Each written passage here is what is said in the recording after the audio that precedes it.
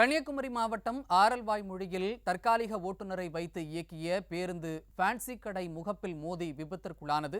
தற்காலிக ஓட்டுநர்களை வைத்து அரசு பேருந்துகளை இயக்குவதால் விபத்துகள் ஏற்படும் அபாயம் உருவாகியிருக்கிறது. இது தொடர்பான விவரங்களோடு இணைகிறார் நமது செய்தியாளர் மணிகண்டன். வணக்கம் மணிகண்டன், விவரங்கள்.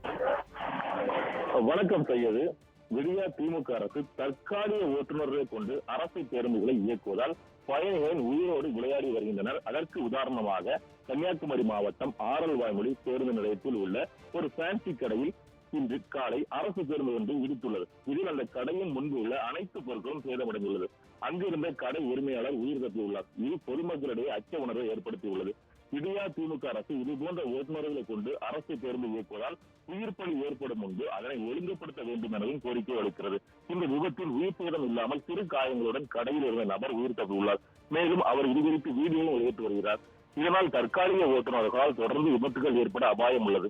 ஏற்கனவே போதிய பராமரிப்பின்றி அரசு பேருந்துகள் மோசமான உள்ள நிலையில் தற்காலிக பணியாளர்களை கொண்டு பேருந்துகள் இயக்குவதால் மேலும் பெரு விபத்து ஏற்பட வாய்ப்புள்ளது. உடனடியாக இதனை சரி செய்ய வேண்டும். இந்த விடியா அரசு சாலையில் செல்பவர்கள் அச்சத்தில் குறைந்துள்ளார்கள். அவர்களுக்கு பாதுகாப்பு வழங்க வேண்டும். தற்காலிக பணியாளர்களுக்கு போதிய ஓட்டுநர் உரிமம் இருக்கிறார் என்று சோதனை செய்தார்கள் என்றும் தெரியவில்லை எனவும் சமூக ஆர்வலரும் கோரிக்கை எடுத்து வருகிறார்.